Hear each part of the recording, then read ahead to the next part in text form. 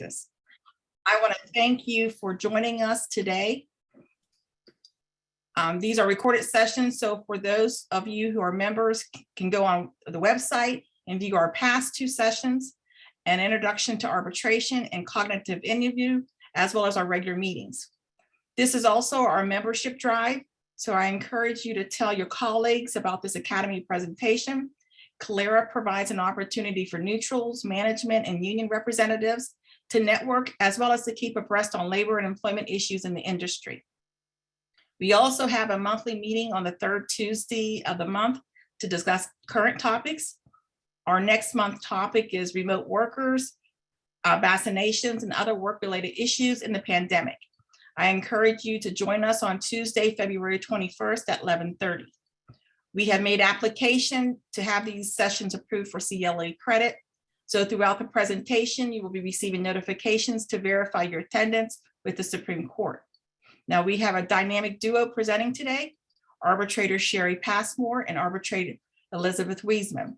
Arbitrator Passmore will be speaking the first half of the session, and she'll be followed by Arbitrator Wiesman. For those of you who do not know Arbitrator Passmore, she is our former president. I'll upload her full bio in the chat, but briefly, Arbitrator Passmore is an arbitrator mediator specializing in labor and employment. Arbitrator Passmore serves on various rosters of neutrals, including FMCS, AMS, and the Ohio SERB. She also serves on standing arbitration panels with the Ohio State Troopers Association, SEIU, and ONA, and the University of Cincinnati Medical Center. Arbitrator Passmore is a graduate of the Ohio State University, Morris College of Law, and she has over 35 years of labor and employment law experience, primarily in the public sector as a public sector attorney. Her past positions include Executive Director of SERB, Director of Human Resources for the Ohio Treasurer's Office, and Chief Labor Counsel for the Columbus City Attorney's Office, and Labor Counsel to the Ohio Attorney General. Thank you again for joining. And at this time, I will turn this presentation over to Arbitrator Passmore. Hey, everybody. When I was first asked to do a presentation on contract interpretation, I have to admit that my first reaction was, wow, that could be deadly dull listening to me talk about that topic for an hour. But it's pretty basic stuff. It's not like when you're talking about a discipline case where both employees and employers do some pretty interesting thing.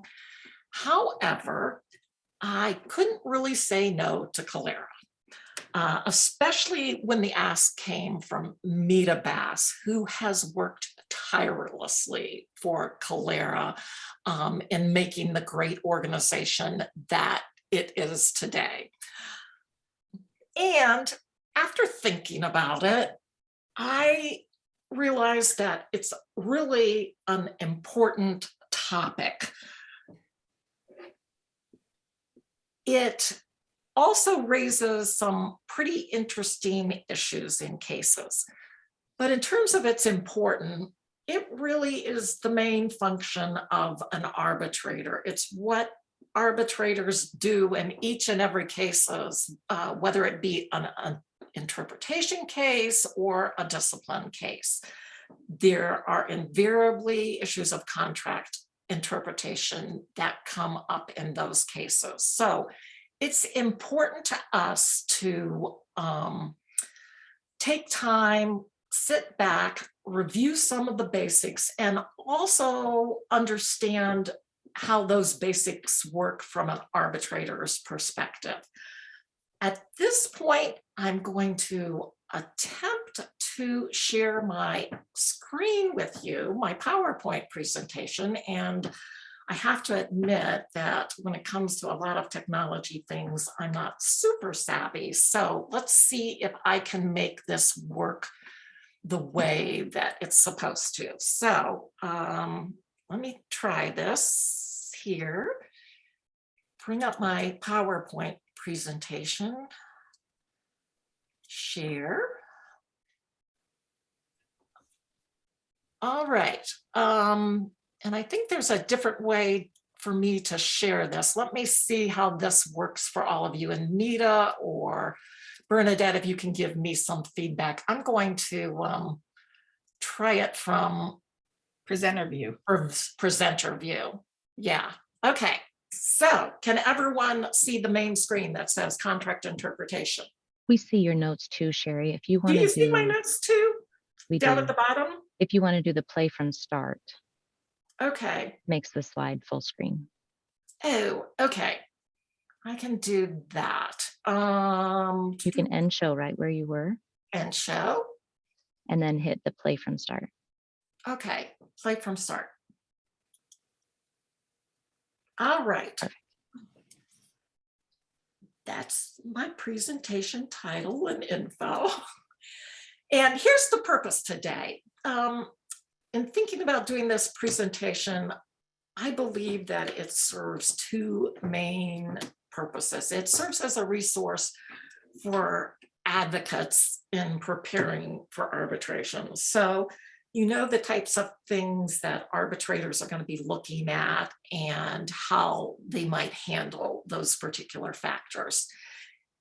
It also serves the purpose for educating negotiators for drafting contracts. You want to keep these principles we're going to be talking about today in mind and hopefully avoid some arbitrations, or at least put yourself in the best position to be able to defend your particular view of how the contract should work. Oops, I don't know what I did there. Next one. Next screen. Okay. So here are the things that we are going to be covering today.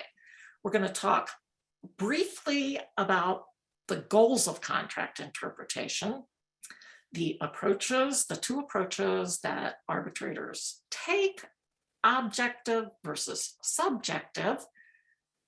We will talk about clear and unambiguous language and the plain meaning rule. And then we'll focus primarily on interpreting language that's unclear and ambiguous. We'll also take a quick look at keywords and phrases in contracts, and then hopefully have time to just do a few practice scenarios for all of you to participate in.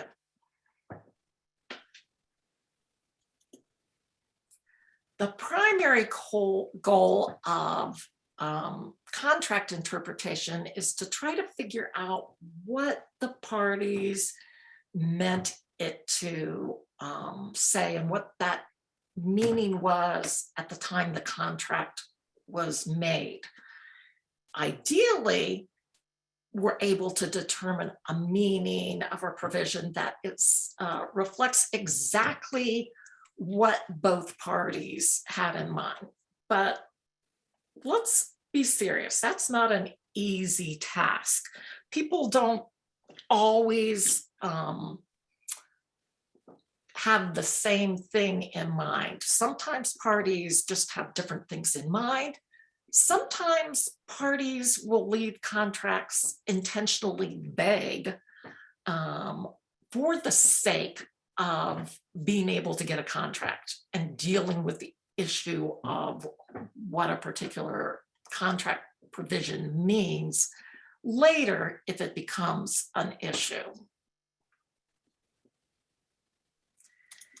And I think this is a good quote that explains that. This is from Professor John Murray in a treatise called Murray on Contracts for attorneys. It's the Bible on contracts, or at least it was for a long time. I do believe Professor Murray is no longer with us. Anyway, here's what he has to say about contractual intent. In the first place, it is impossible to know exactly what the parties did have in mind. Moreover, even if this could be determined, it may be doubted whether there are very many cases that would be found in which both parties did have exactly the same things in mind. The best we can do is approximate that ideal by adopting as a goal something that is more nearly possible of attainment. That goal must, however, be fair to both parties to the contract. And quite frankly, I hear a lot of arbitrators say that when we do talk to one another sometimes about our cases. And often my fellow arbitrators, when I'll talk to them about a case, will say to me, hey, Sherrie, ultimately you've got to try to keep in mind what's fair, what's a fair interpretation here. So you should keep that as an advocate in mind too. Think about how you can persuade the arbitrator that your interpretation is the one that's the most fair to everyone concerned. There are two approaches taken to contract interpretation. The objective approach, where you just look at the language, and then there's the subjective approach, where you look at surrounding circumstances to try to come up with the intent of the party. Some of you probably know that. The objectivist approach is known as the plain meaning rule. That's where you have clear and unambiguous language, or at least that's the theory. In this situation, where the language itself or a word lends itself to only one reasonable interpretation, then that is the interpretation that's prevailed. The arbitrator who takes the objective approach believes the language is clear and unambiguous, and therefore the arbitrator doesn't have to look any further. The arbitrator has this one puzzle piece, as you see in the slide, and it's like, that's all I need. I know what this means. This type of approach often results in excluding outside evidence. And it also, under this approach, it wouldn't matter what the past practice of the parties was. There's no need to resort to any of those things. Meaning is derived from what a reasonable person, just looking at the language and knowing the particular industry, would interpret it as meaning. So the meaning, or the meaning attached by the parties themselves, even if they don't think the language is clear and ambiguous, under this approach, that wouldn't matter. It's for the arbitrator to make that determination. So in those instances, the reason that some arbitrators might take that approach is to promote stability, predictability, uniformity, and therefore stability in your contractual relationships. Another rationale for taking that approach was it minimizes the need for factual inquiries into what the parties may have intended. Therefore, it just saves time for everyone. It's basically the approach to say what you mean and mean what you say. I tell you this not because I think this is often the approach taken, but it may be taken in some instances. Particularly, it may be taken with respect to particular words. For instance, calendar year, that would probably be a term that most people would give the same meaning to. So you need to be aware when you're drafting your contract as to particular words that you use for your contract provision in case you're before an arbitrator who would take an objective approach. You also need to be aware of it for choosing your terms, so that if you try as much possible to simply avoid the need for getting into an arbitration. In those cases where it's a subjective approach, that's a case where there is unclear and ambiguous language. So I guess the question is, what is ambiguity considered to be? And the principle here is that a contract or provision is ambiguous if it's reasonably susceptible to more than one interpretation. It basically is something that requires you to look outside the words to figure out what that interpretation is.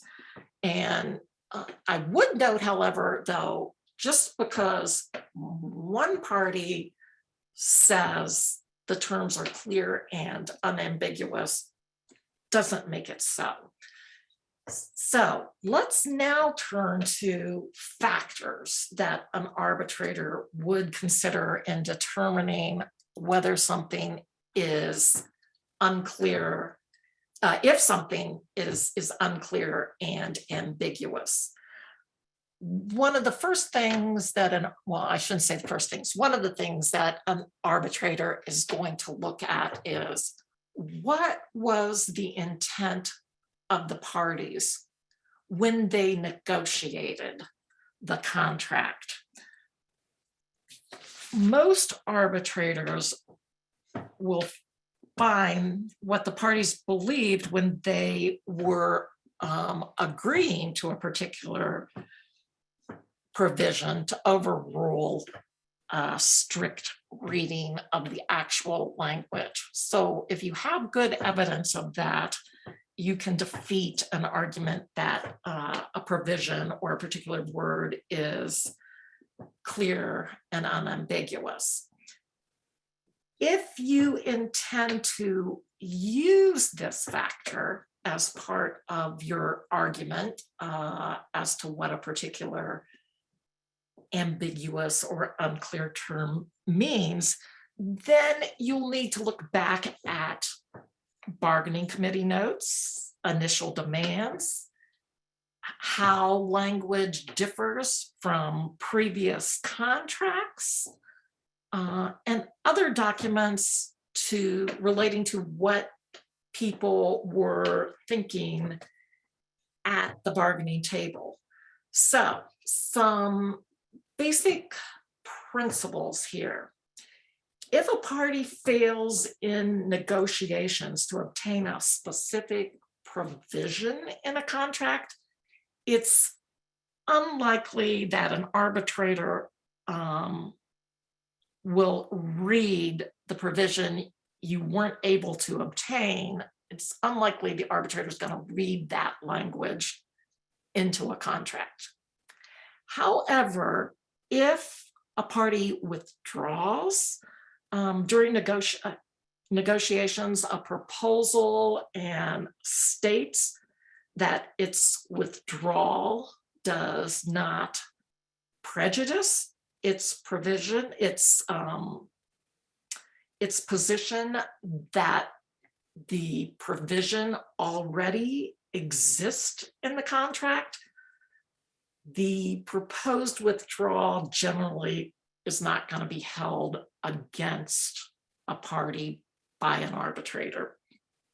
However, different approaches, different arbitrators, but I think that is generally the way most arbitrators would approach that.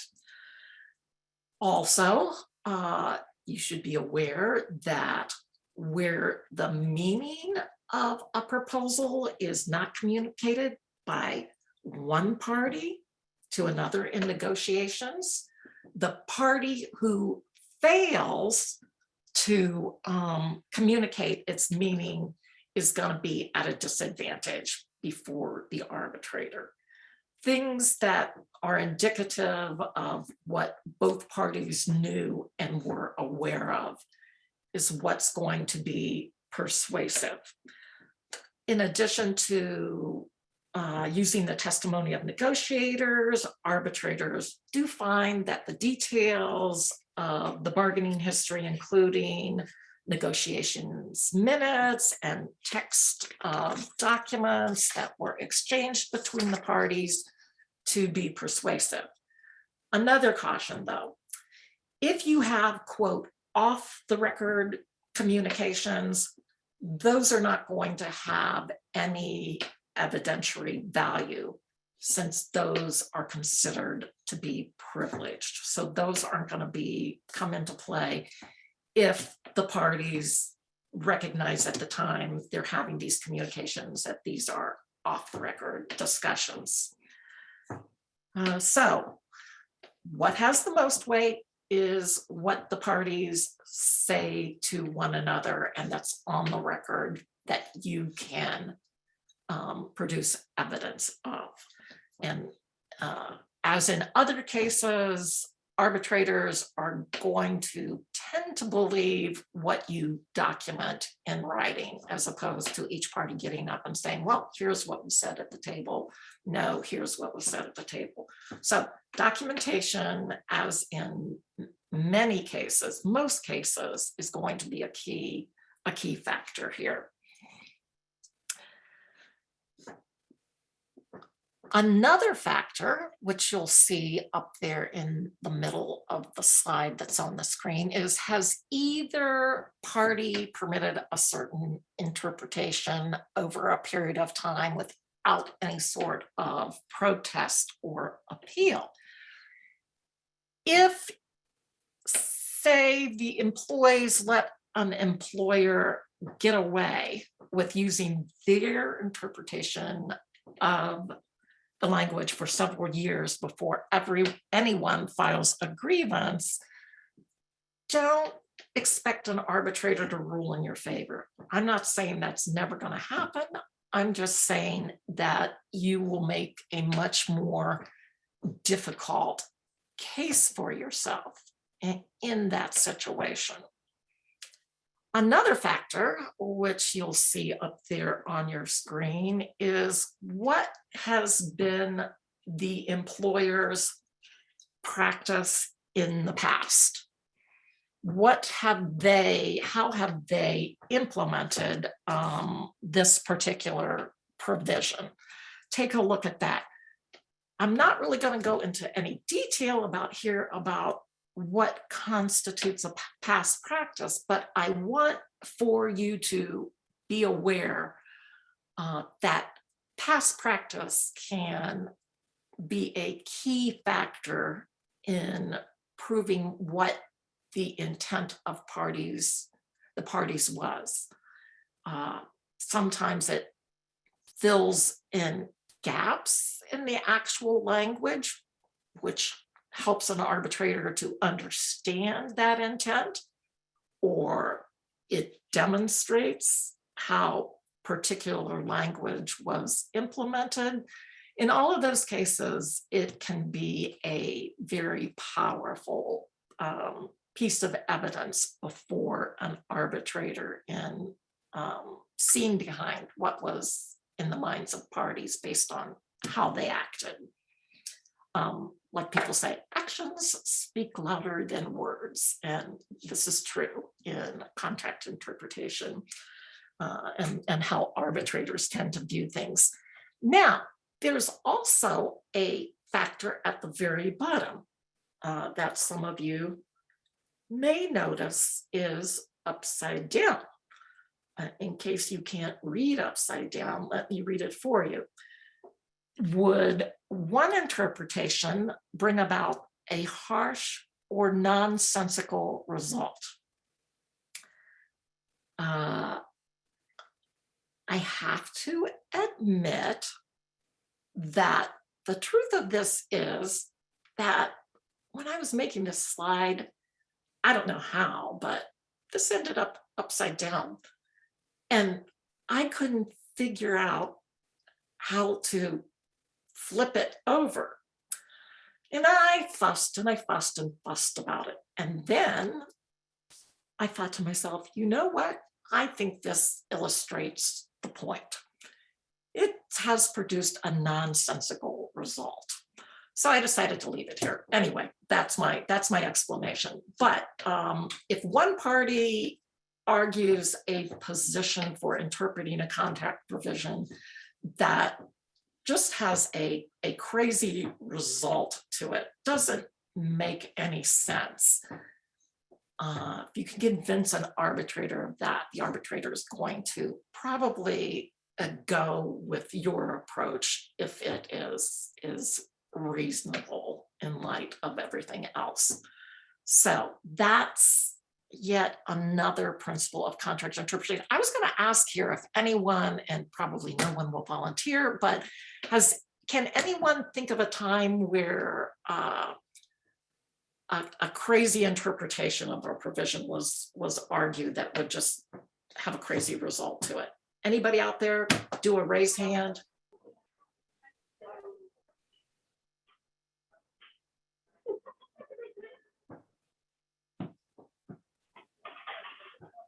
Nope. Are you seeing anything, Nita or Bernadette? Kelly Miller has unmuted herself. Okay. Can you hear me? Yeah. I'm using new headsets. Thank you. I hadn't had it personally, but when I was doing research for writing a brief, one of the arguments that did end up winning the case was that by interpreting the way that the union argued, that the school district had no true recourse, that financially it simply didn't make sense to have implemented the language as the union proposed. And so ultimately, that is what was found. That was the finding, that it did not make sense how the union proposed it. And the school district would either A, it was fiscally impossible, and B, provided no remedy that it could actually fix it in reality. I think that's what you're referring to. Thank you. That, yes, that would be the type of thing. So look at the logical end result of a particular interpretation that a party is proposing, and that's something that you could make an argument, and I guess in this case it won the day. There are still some more factors I would like to share with you. Does one interpretation deny an employee of rights under the law? This factor is really about arbitrators trying to harmonize provisions of law with rights under the contract. If there's an interpretation that conflicts with the law and one that doesn't, then an arbitrator is most likely going to go with the one that can be harmonized with the law. Some things I'm thinking of are FLSA provisions on overtime. If a particular interpretation of an overtime article would result in violating the FLSA, then it's likely that the arbitrator is going to reject that and take the alternative interpretation that's being argued to them. Other types of laws that might come up would be civil rights laws, anti-discrimination laws. An arbitrator might look at those as well, but keep in mind what I'm talking about here in terms of contract interpretation is the idea of trying to harmonize the contract provision with the law. There's also a big debate about what role external law would play in contract interpretation, whether an external law could actually override provisions of a contract. So That's not what I had in mind here, but it is an issue and it may play a role. It could potentially serve as a defense to a particular contract interpretation. Potentially. I'm not sure if I can think of a case where it would actually override a contract interpretation. We have seen, in terms of arbitration awards being appealed, courts overturning awards because they're in conflict with public policy. Another factor to look at is to look at what purpose the provision is supposed to accomplish. That can also go a long way in terms of convincing an arbitrator of how the contract should be interpreted. If one interpretation offered really doesn't accomplish that purpose that an arbitrator is convinced was the purpose of the provision, then they're probably going to reject that interpretation. I need to check my watch. Ooh, I'm running close on time, aren't I? Am I right? It's about 12:07. I have 23 minutes. Mita? You are correct, Sherrie. Okay, then I will just go through these a bit quicker. Another factor that arbitrators consider and that advocates seem to like to use are principles of statutory construction. These are legal principles, but they're pretty simple. You see that I've got them laid out here. I never can pronounce the Latin phrases, but the first one is a Latin phrase that means when a general word or phrase follows the list of specifics, that word or phrase will be interpreted to include only items of the same type as those listed.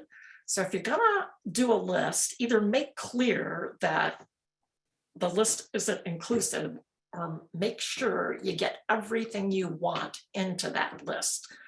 The next Latin phrase basically is an argument that if you express or include one thing, that implies the exclusion of another. Another favorite statutory construction principle is that the specific governs over the general. So it's helpful when you have a contract provision at issue to make sure that you're looking at and thinking about the contract as a whole. This provision may come into play there. There may be a more specific provision, and you can argue that that governs over the general one that's at issue. Looking even beyond that, just how the particular provisions throughout the contract work together may also give insight to what those provisions mean. And I guess I had that particular point as the next point on this slide. Then there is also the notion that you've got to give all the provision and language meaning, so that nothing's really superfluous, and sometimes a particular interpretation will render other language either within the same provision or within the contract superfluous. And I think we already talked about this, interpretation in light of purpose, looking at what the parties were hoping to accomplish. Then finally, I've got a list of key words and phrases that are used in contract that I would just urge you to be aware of. So that you use the word that you actually mean. It will show you that there are gradations of differences between using words like may, should, shall, must when appropriate. So I'll let you, since I'm going to be running a bit short on time here, if we want to get to any of our hypotheticals, just use that as a point of reference. And here on the next screen, here are some more keywords and phrases. Phrases like when practical and when practicable. Those actually mean different things. So be sure and make sure you're using the one that you intend. Normally has a different meaning than to the maximum extent practical or the maximum extent possible. Make sure you're using the one that most closely reflects your intent. But these particular words and phrases, this is how those words are typically how they're understood by arbitrators. I think a lot of times I'll see when dealing with mediations, and there are people who aren't normally involved in negotiations process won't appreciate may versus shall, but obviously it's a critical difference.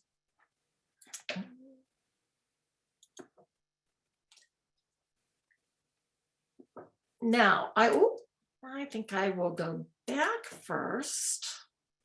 No, I'll go ahead and go. I'd like to do some scenarios now, and I've got two practical scenarios here. And the way I would like to do it is I'm going to show you the scenario, and then I would like for participants to think about what arguments would be made on behalf of the union, what arguments would be made on behalf of the employers.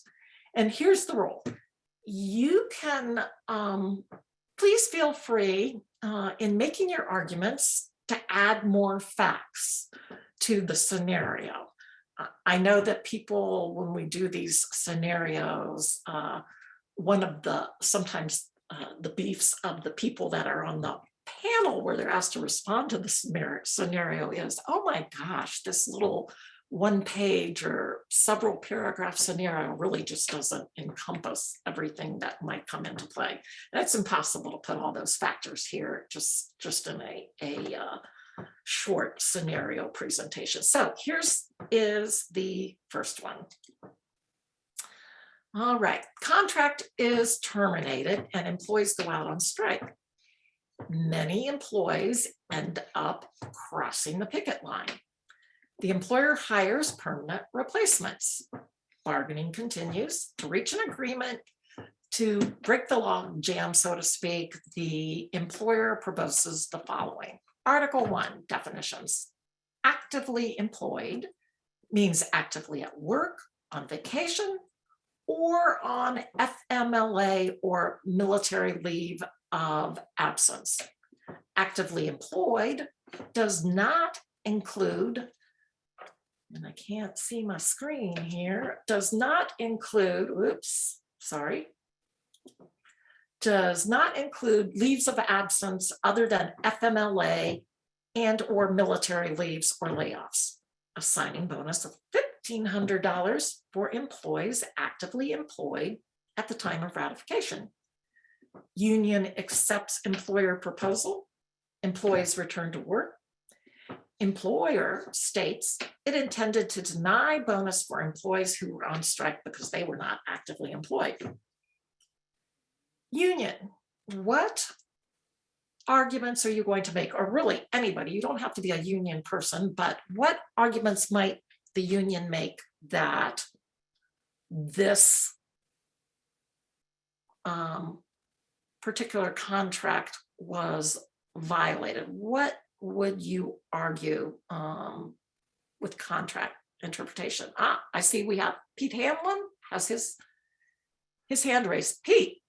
Yeah, so Sherrie, I would say from a union argument, I would say that interpretation would be nonsensical to the union because it could potentially create an unfair labor practice. In other words, you'd only be giving certain people the bonus and not others. So that would be my argument why it should be given to everybody.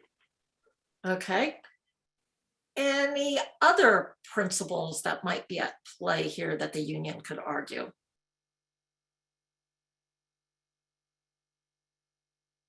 No one else? Oh, Lori. Okay. Lori Rotterman? Yes, I would think one criteria might be if the employees who were on strike were still had their information in the payroll system.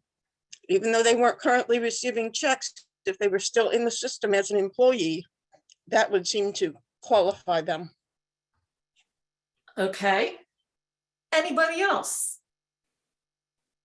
What about the fact that it appears, let's assume the employer never communicated its intent here, that this is what it considered the provision not to be employees who were on strike. Any thoughts? Anybody else? Right. Hi, Sherrie. Hey. I think that it's important to understand whether this language of definition was ever meant to encompass the situation of a strike at all. And then going back to what Mr. Hanlon said, but to color it in a little bit, it would make a difference in the private sector of whether this was an unfair labor practice strike or an economic strike. And certainly if it's an unfair labor practice strike, then it becomes important whether the employer would be, in fact, withholding a benefit to coerce the workers, and hence possibly be another unfair labor practice. If it's just an economic strike, I think that argument is a little less persuasive. But to me, it would be: was this definition really ever contemplative of strikes in the first place? Okay, so really you're looking at external law and the interplay between interpreting the contract and still complying with the law, I guess is another way of phrasing it. Lori, did you have another comment? Lori Rotterman? I see a hand up. No, I guess I neglected to lower my hand. I'm sorry. That's okay, not a problem. Would anyone like to make arguments on behalf of the employer here for its interpretation? No one wants to. No one wants to make the argument. Okay, let's take a poll here for scenario 1. What would you find? Grievance sustained, grievance denied. So if everyone kind of quickly here can do that.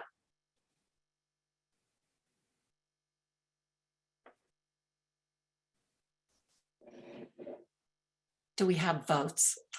How long does it take people? We have Only one answer. I see. we have 23 of 39 people that have participated so far. You want me to end it and you can see the results? Yeah.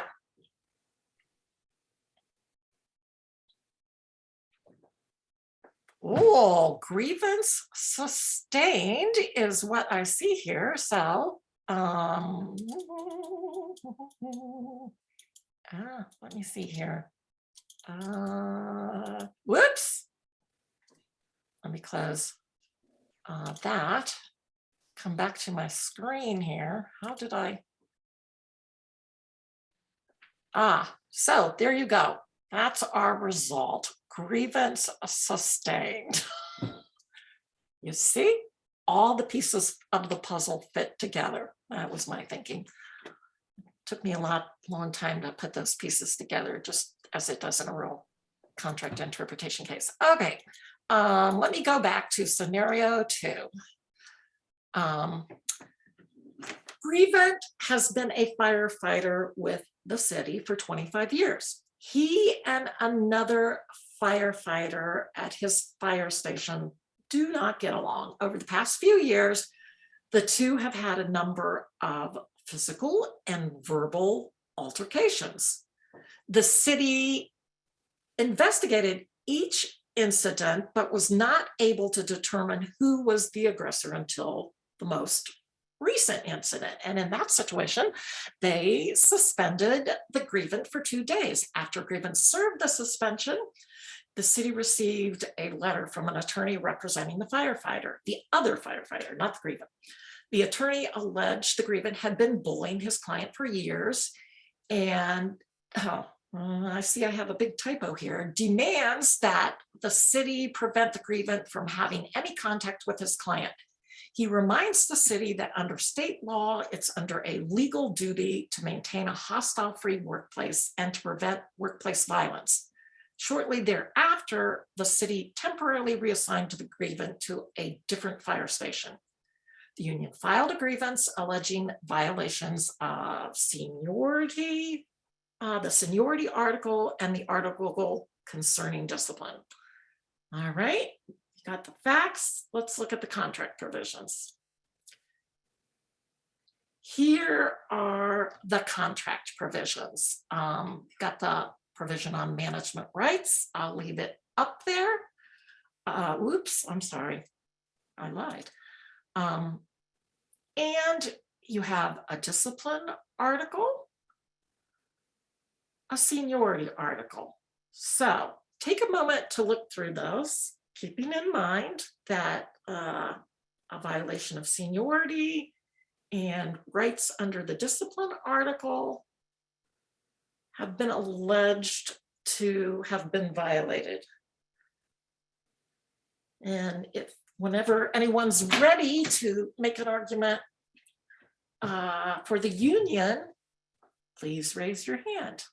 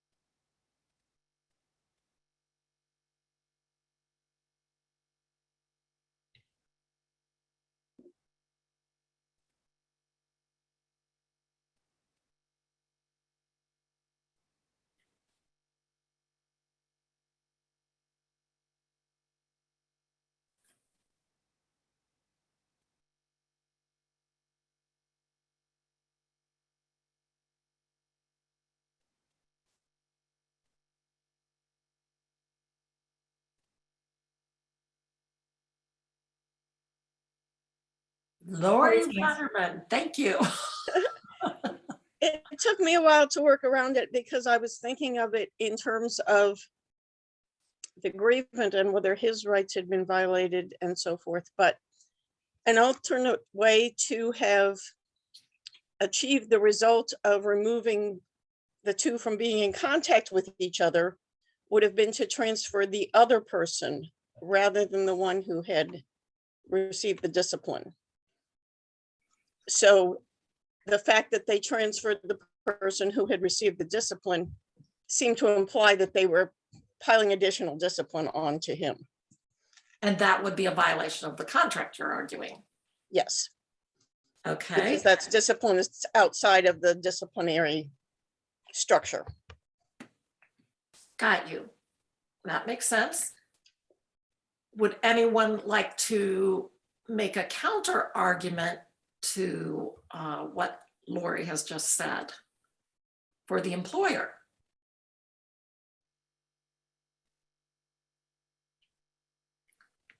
Amanda? Hi, I think that the employer could argue that yes, there is this annual bid procedure, but outside of that, the employer still maintains the ability to assign, reassign, and transfer. And in particular, in this case, they would argue that it would be, you know, in order to comply with the law, just supporting the fact under the management rights that they could do that. Good arguments, Amanda, and I'm impressed. Since you normally make the union's arguments. Thank you. Lori, looks like you want another shot. Yes, and I typically make the union's arguments, but the fact that this transfer they proposed was temporary might mean that it falls outside of the normal process of somebody being officially transferred or reassigned, that this was just a temporary thing until they work through the legal situation with that lawsuit. Okay. Does anyone have any thoughts on whether this should be interpreted as discipline?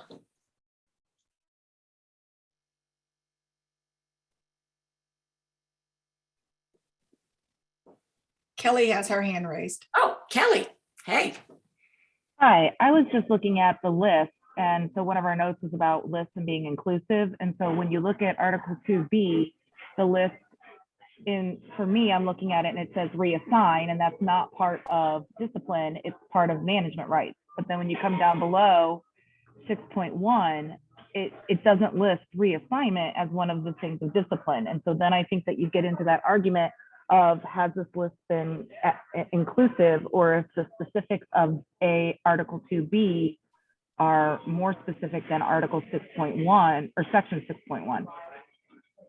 Okay. I would look at that. That's a good thing to look at. Thanks, Kelly. Jenny Lewis? I think that the grievant would probably look at it as additional discipline. He's already been disciplined for the incident that occurred between the parties, but yeah, and I'm union, but the management didn't say he couldn't do his job. They have the right to determine where he does his job. So they've temporarily moved him to another station, and they have the right to do that. But having said that, I think because they had investigated prior incidents and found that they couldn't determine who had actually started it or who the bully was, I think that the allegation of bullying is kind of suspect for me. Okay. That's good thinking too. Anybody else? Because I know I'm at the end of my time and I'd like to poll people on this one. And I think what the last speaker, I've forgotten the name already, was saying without saying it, was there an element of double jeopardy here? If it was discipline. And in terms of whether or not it was discipline, think about who would have the burden of proof showing that it was discipline in this particular case. I mean, normally it's the union's burden of proof in a contract interpretation. So it would probably also be their burden of proof here to show that it was discipline. And if violation of law needs to be taken into account, that's more in the nature of a defense the employer would make. So in that instance, I would think that that particular burden, since it's kind of an affirmative defense, would shift over to the employer. Anybody else before we take a poll? One last thought? Going, gone. All right, Bernadette, can you take a poll for this practice scenario?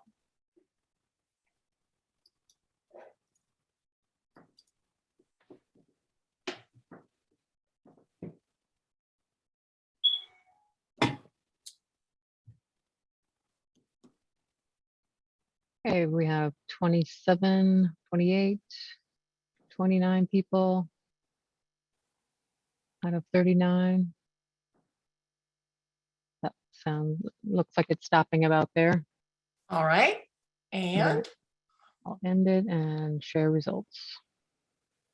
cool. Okay, grievance denied. So I don't have this very well organized here, but that's my grievance denied slide. You see how all those puzzle pieces are just falling apart. Anyway, are there, I don't know that we really have time. Mita, you want to have time for questions, or should we just go to our break? I think we should go to break because it's now 12:32, scheduling at least returning at 12:45. Okay.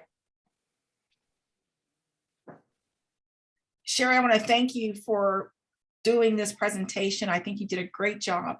I want to thank you for answering that call of mine. And I appreciate our friendship and our professional relationship as well.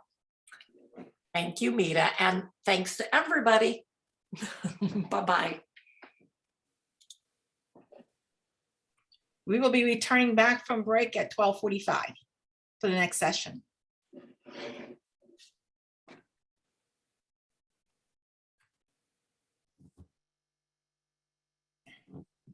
So this is the second half of the presentation, past practices. Our speaker is Arbitrator Elizabeth Wiesman. Arbitrator Wiesman is a full-time labor arbitrator based in Camas, Washington. She is also an emeritus professor from the Martin J. Whitman School of Management at Syracuse University, where she taught labor relations, arbitration, and human resource strategy courses for over 20 years. She was admitted into the National Academy in 2001, and she is listed on several labor arbitration panels, including FMCS, American Arbitration Association, the National Mediation Board, the Oregon Employment Relations Board, and the Washington Public Employment Relations Commission.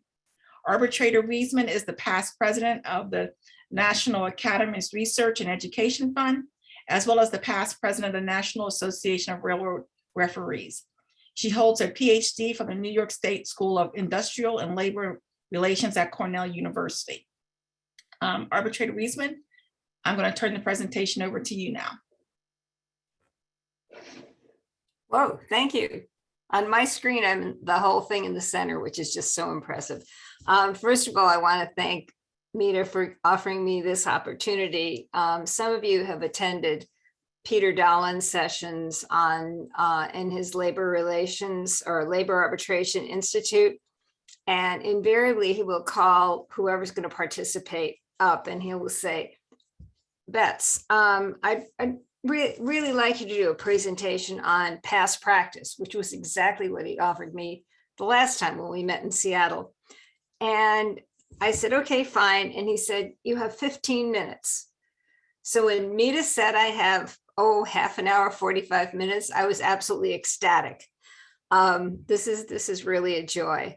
And my plan is to go through my talk and then just leave it open for questions. I don't have scenarios.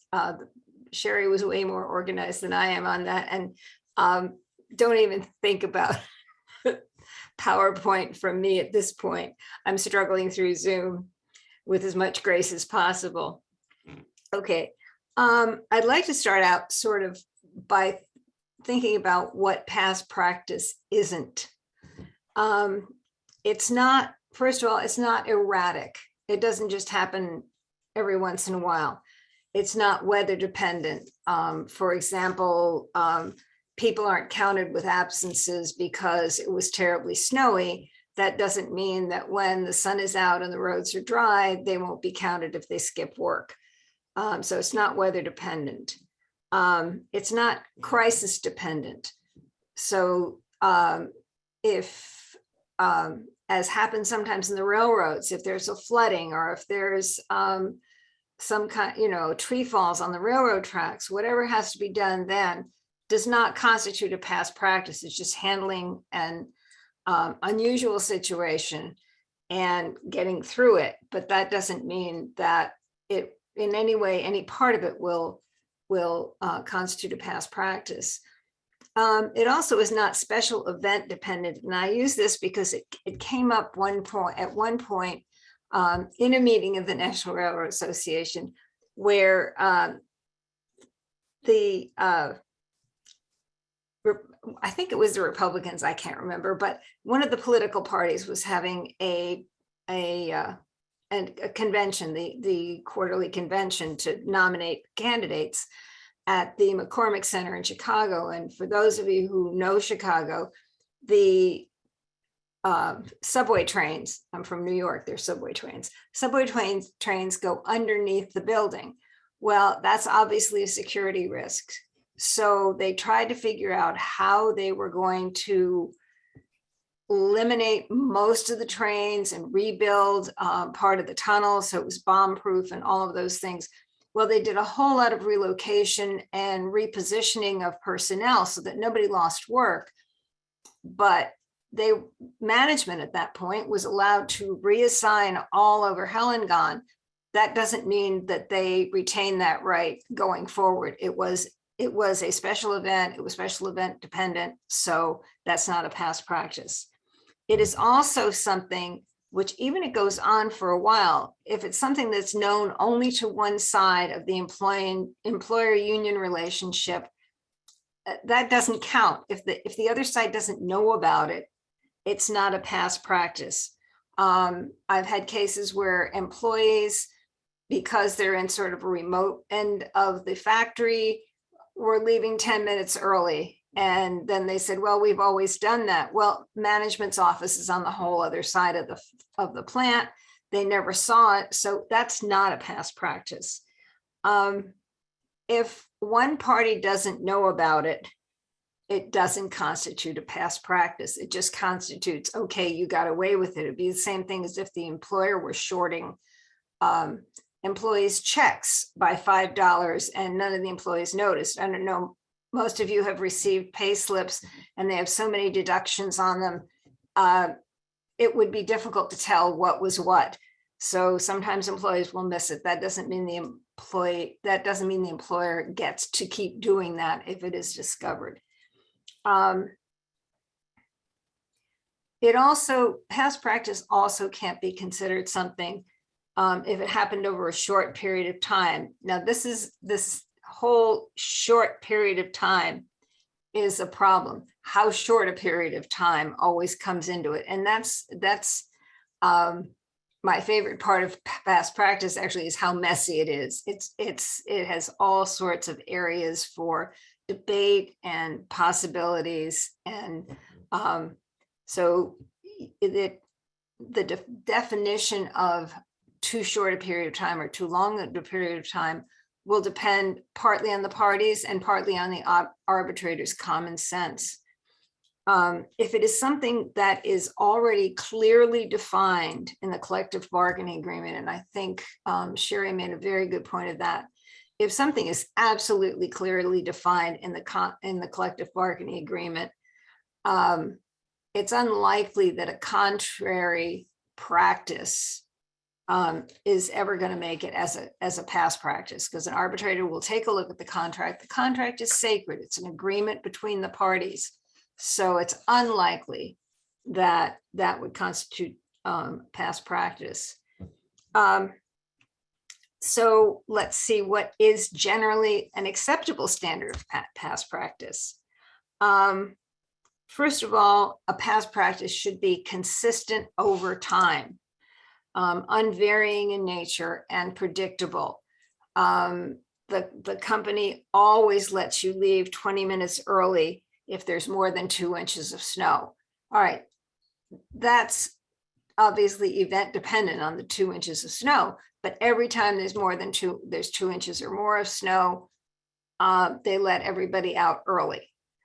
That can become a consistent past practice that needs to be, that could be asked by the union legitimately to be continued. The other one that's a famous case is the 20-pound turkey at Thanksgiving. And an employer was giving out 20-pound turkeys and then decided, well, people don't need the 20-pound turkeys, but because they didn't have to spend money buying turkeys, that became sort of an issue of income, i.e. wages. And so the company was not allowed to discontinue it without considerable warning to the employees and so on. So it has to be something that's consistent over time. It has to be also known to both parties without objection. My favorite at-home example of this is when my brother, when my brother was a teenager, he used to sneak out of the house, and he had the room over a landing, and he would hop out his window, go down to the landing, and he would go out drinking with his buddies. Don't ask if he was underage. My mother never figured it out. That does not constitute a past practice. That constitutes getting away with murder. And he was lucky enough to have a sister who didn't rat him out, but it's not a past practice. Also, past practice has to be long-standing. And we get constantly asked, what is long-standing? My answer is usually it's more than a month and less than a lifetime. It's really going to depend on the situation, on the practice itself, what the parties have understood, and so on. I can't give you, okay, 45 days is past practice, 44 days isn't. That's not going to happen. And this is, I think Sherrie was very good at talking about things that are referred to in a contract, and she gave you some definitions for language. We don't always get that clear language. We don't always have the luxury of understanding, okay, this is exactly what they meant. And the general language gets everybody into trouble. Things like adequate notice.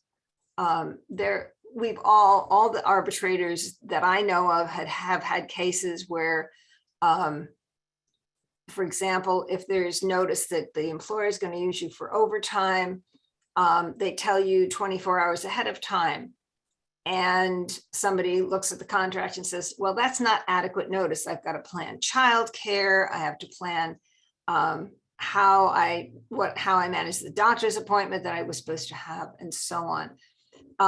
So that word adequate is open to so much interpretation. Reasonable amount of time, where appropriate. These are all bits of contract language. Normally they show up where the parties have been bargaining over a particular piece of the contract, a particular provision. They're exhausted. It's 2 o'clock in the morning and they agree, okay, we'll say where appropriate. We won't put a hard number on it because we can't agree. It keeps arbitrators employed. So I don't want to discourage you from the practice, but it does mean that at some point you're going to have to call an arbitrator in, and the arbitrator will have to decide what where appropriate means. So while I warn you against using the language, I also sort of under the table encourage you to keep doing it. The practice itself has to be fully understood by both parties. So there is, for example, in the example I gave you, there's no ambiguity on the amount of snow required. There's no ambiguity on what the turkey looked like. It was a 20-pound turkey. Everybody knew that. And it's often something which is actually has been discussed and an agreement has been renewed at an informal labor management meeting. between contract negotiations. So it's not something that was just sort of left out there. And if they have talked about it and agreed that's what it means, neither side can later on change their mind. And I think Sherrie really made a good point that you bring in, as parties, both employers and as unions, you bring in evidence, including negotiation notes, which indicate, or notes taken during a labor management meeting. If you have monthly labor management meetings and you all take notes, those are evidence of what was intended and why this does constitute a past practice. Okay, let me stop here. If there are any questions, I'll take a breather. I see chats. I don't see any questions. Nita, I'm going to let you monitor the questions. Okay.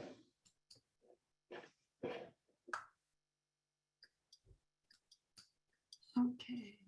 I don't see any questions. All right, fine.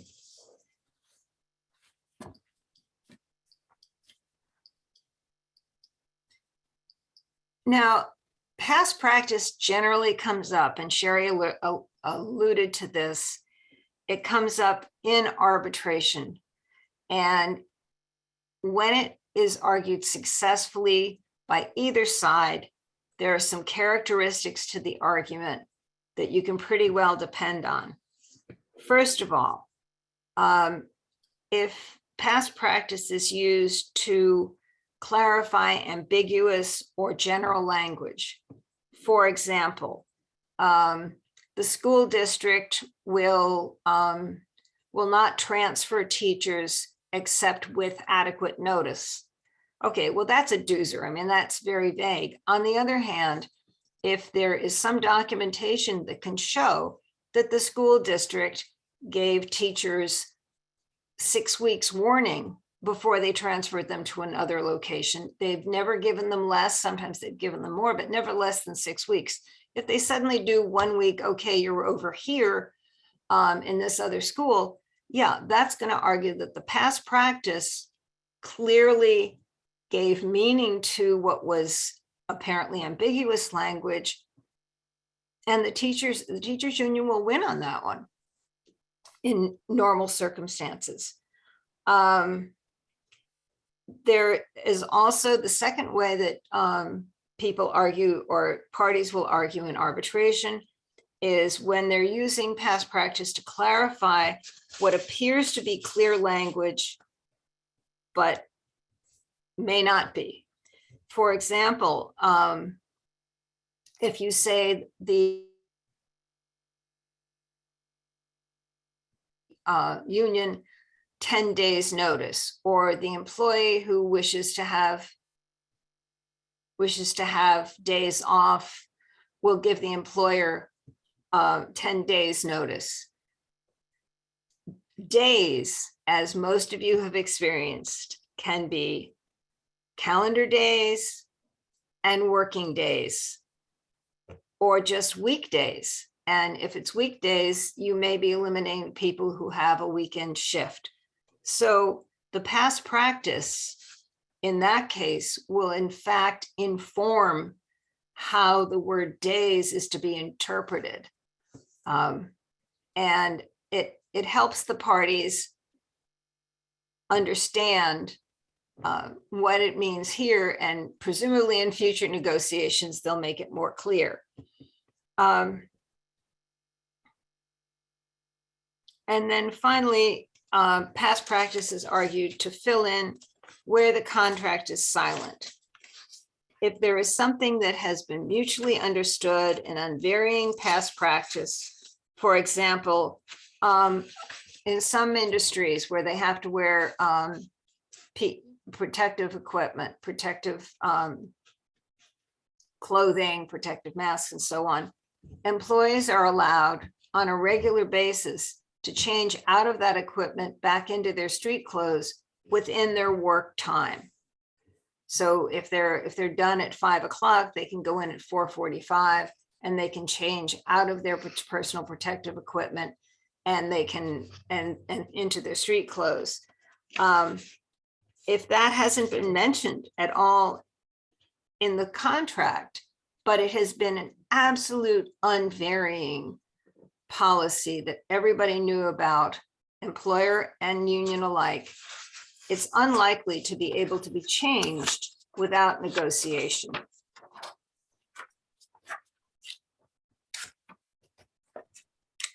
Okay. Any questions? Okay, I'm gonna go roaring on. I know I'm between you and lunch, so it's all right. I'm out here and it's early. The challenging occupation or applications, I'm saying, the challenging applications of past practice are where you get a case or where a case arises where there is a reinterpretation of language that is not ambiguous by means of a long-standing practice contrary to what's in the contract. This is the most challenging question of all, and it's the most difficult for one party or the other to overturn for good reason. A contract is negotiated for a period of 2 or 3 years. And if sometime 6 months after everybody signed everything, one side or the other comes in and says, hey, this is not what this clear contract language means. An arbitrator is going to require a considerable amount of proof of the mutually understood long-standing past practice. Now, all of that is important. It has to be mutually understood. Both parties know that it was going on. It's long-standing, again, more than a month, less than a lifetime, as a past practice. And arbitrators are going to be very, very picky on what evidence they will consider to be sufficient weight when arguing against the clear contract language.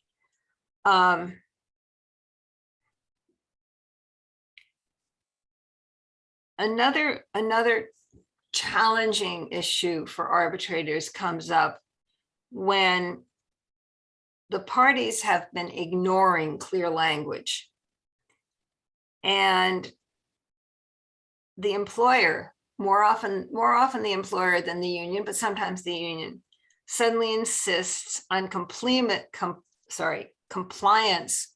with the agreement as it is written.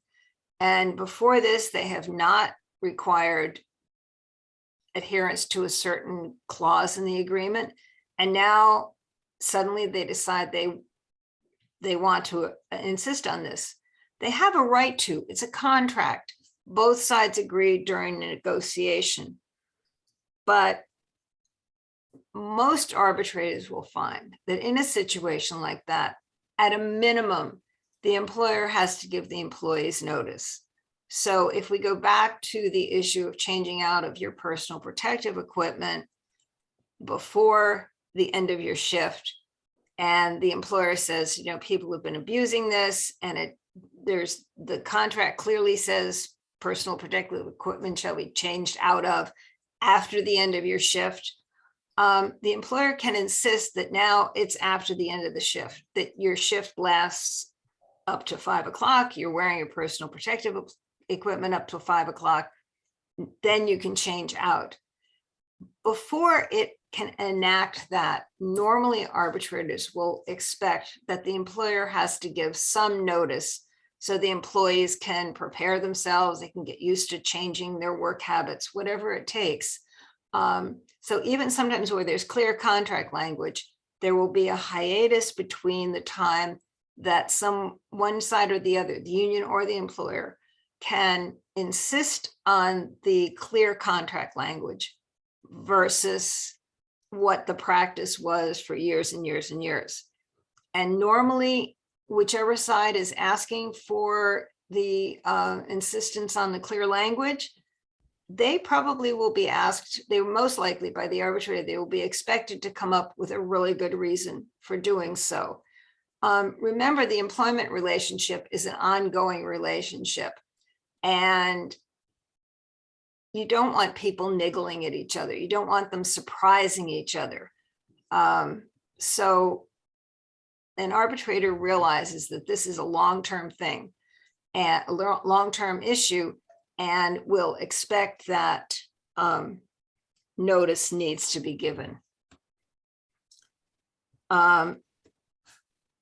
Sometimes management and union have discussed a matter, even in negotiation, and they believe a matter settled, but both sides don't agree onto what it really was 5 months down the road. And I think Sherrie also referred to this situation, and that can happen.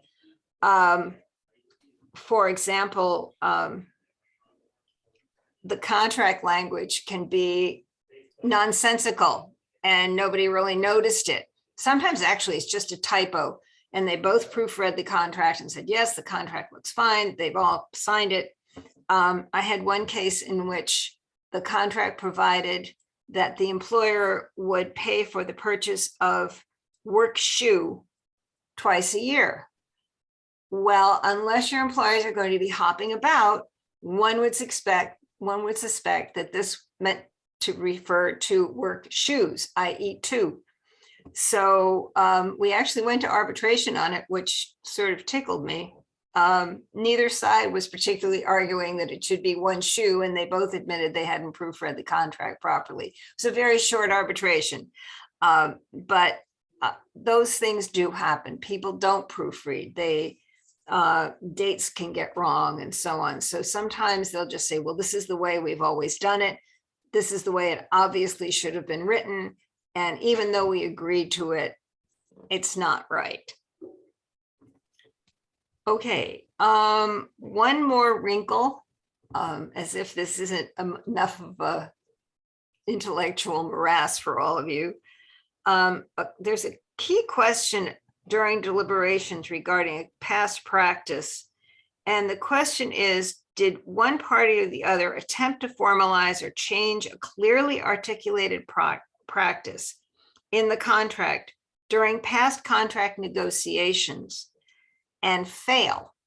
So for example, you go into negotiation and it says the company will give employees notice of 7 calendar days regarding a shift change. That's very specific. That's very well-written contract language. And the union goes in and during negotiations says, we think that should be work days. It gives the employees a little more time, and it's much more reasonable to make it 7 work days. If they failed to get that during negotiation, they may bring it to arbitration. But generally the rule in arbitration is that you cannot achieve in arbitration what you fail to get in negotiation.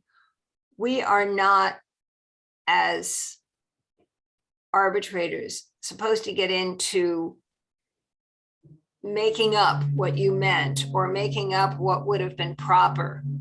So we try very hard to stay out of that issue. And if you have failed a negotiation to get something that you are specifically requesting in arbitration, it is unlikely that you will succeed. I keep using unlikely or probably. You choose your arbitrators according to what you've been pleased with in terms of their writing and their decision making. So you may find an arbitrator that says, hey, yeah, fine. You didn't get it in negotiation, but it makes sense. Generally, I'm giving you all the general rules, nothing specific. But I think you can count on an arbitrator not granting you something in arbitration that you didn't get in negotiation. Okay, I have rambled on, and if there are any questions, I would be delighted to take them. Arbitrator Wiesman, I do have one question that was sent to me, and that is, how does management terminate a past practice? To sort of go back on that, if they've had a longstanding, unvarying past practice, maybe it's not even covered in the collective bargaining agreement. Normally, an arbitrator will require that at least notice is given. If it's something where the employer has, as in, well, in Sherrie's management rights contract, which was really a good example, they had the right to transfer employees and reassign and so on. If they have never done that without, say, 2 months notice to the employer, without putting it up to bid or something like that, and then they suddenly say, well, this is our management right. Normally, an arbitrator will find that they have to at least have given the employees due notice, so they know what to expect. They understand that, okay, this practice is not going to continue. And it's part of keeping a good labor management relationship, but it's also part of arbitral tradition as well. So they would be expected to give some notice. Thank you. And my second question is, can a successor union be held to past practices under the previous union? Hoo-ha! Oh, good. I'm so glad these are easy. No problem. This is a good group. That depends. If the parties have agreed that the contract will continue, and there are all sorts of legal things in there that I just don't want to get into right now. But if the successor employer has adopted the collective bargaining agreement, then if there's a strong past practice, they may very well be required to adhere to that practice, at least until either there's a renegotiation, or if there's contrary language in the contract, then again, they have to give notice.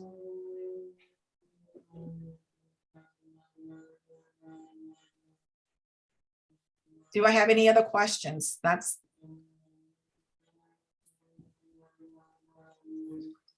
I have another question.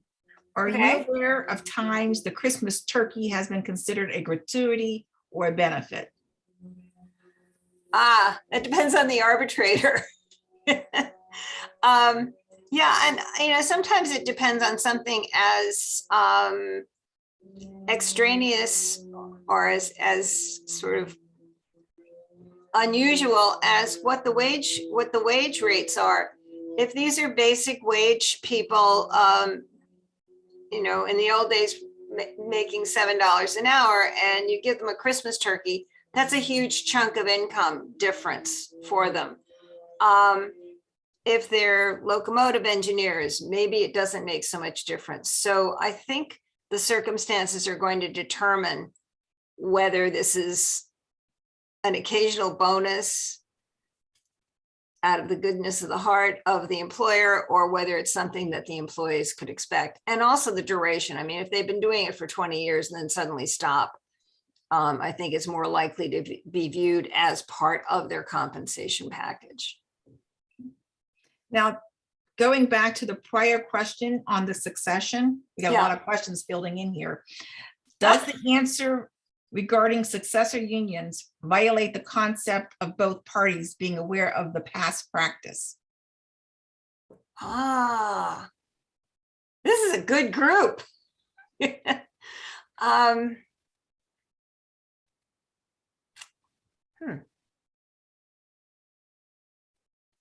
I'm not sure how that would go.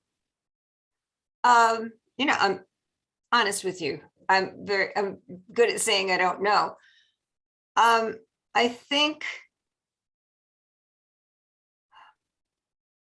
it might depend on the nature of the past practice. It also might depend on how much the successor employer knew about the business to start out with. If they had been involved in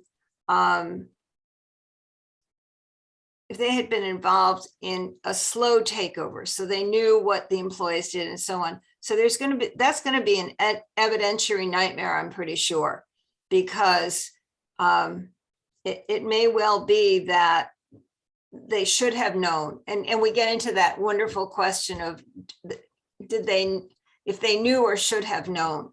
And if they were well aware that this was a past practice, yes, I think they probably would be held to whatever the past practice was. If it can be shown that it's just sort of an out of the blue surprise to them, they might not have to adhere to it. Okay. Next question.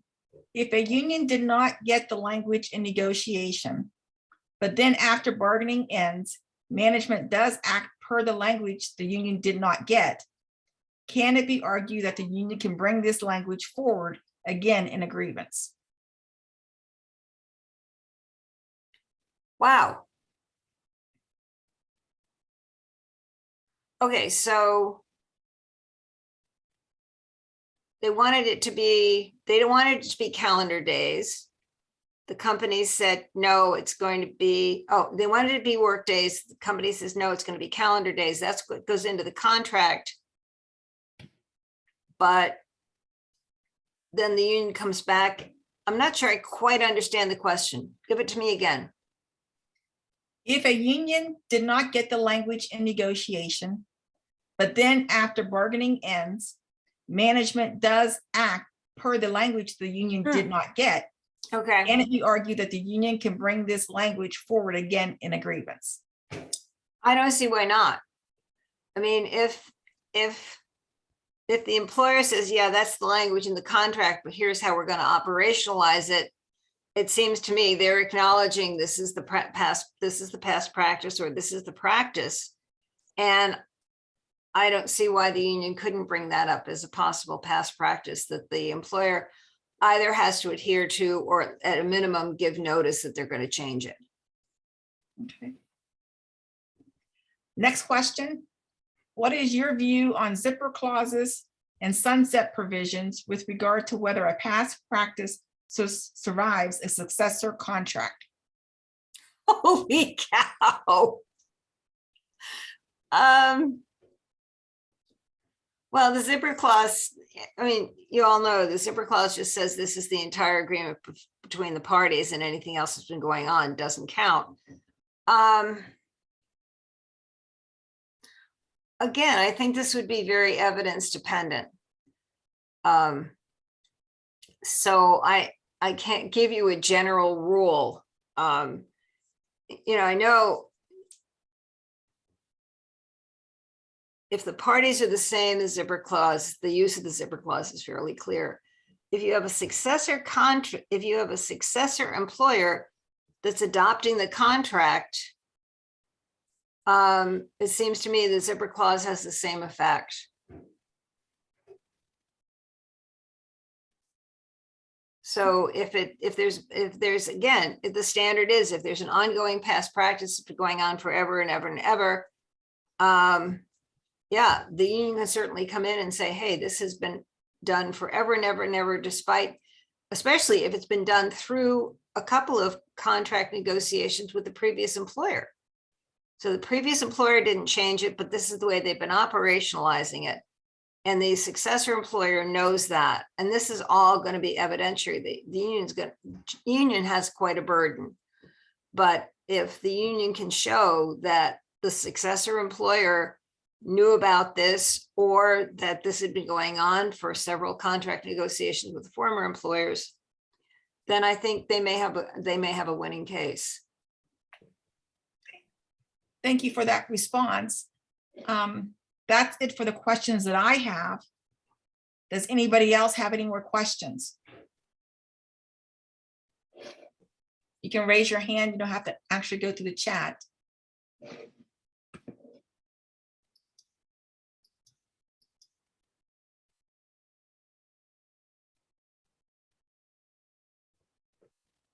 I don't see any more questions. Well, wait a minute.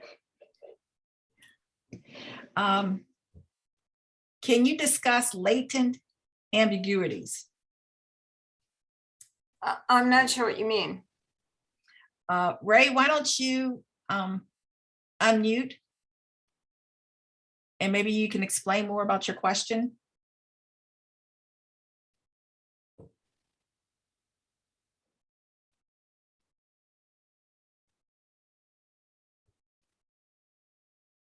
Ray?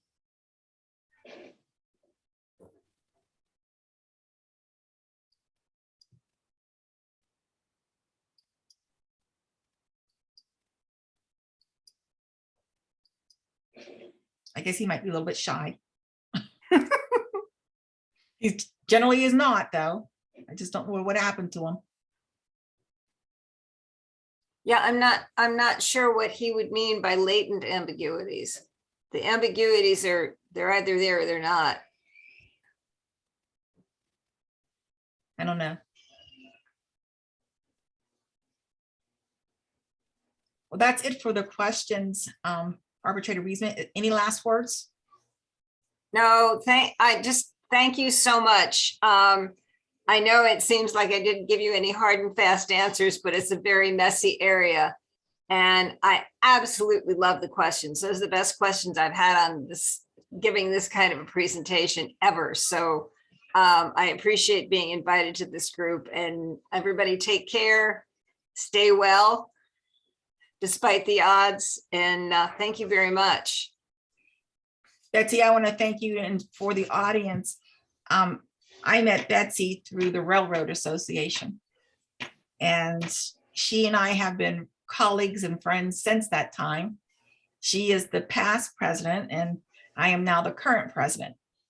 And she's always been an instrumental guide for me in that presidency, the role of president for this, the national organization. So I want to thank her. Again, it's my pleasure. I mean, if I was going to pick somebody to be at least an unofficial mentor for, lady, it would have been you.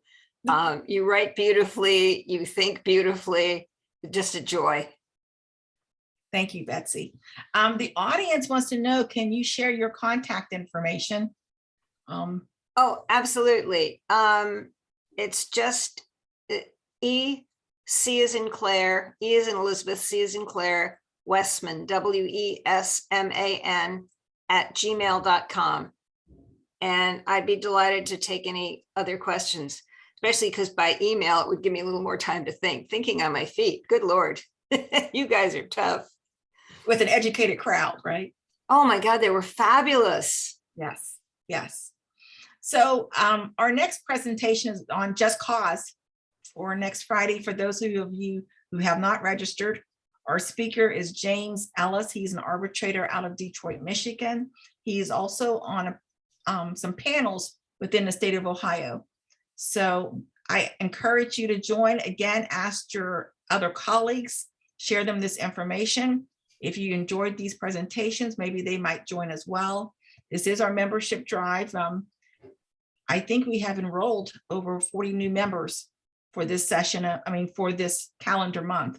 So I hope you continue on with our organization, even following these sessions, because I know we gave you a bargain here with CLEs plus the cost. But I would like to when we get back in person, to meet you all and hopefully have you participate in just helping us out with an organization and bringing topics such as these. Again, thank you, and I will see you all next week. Thanks, Mita.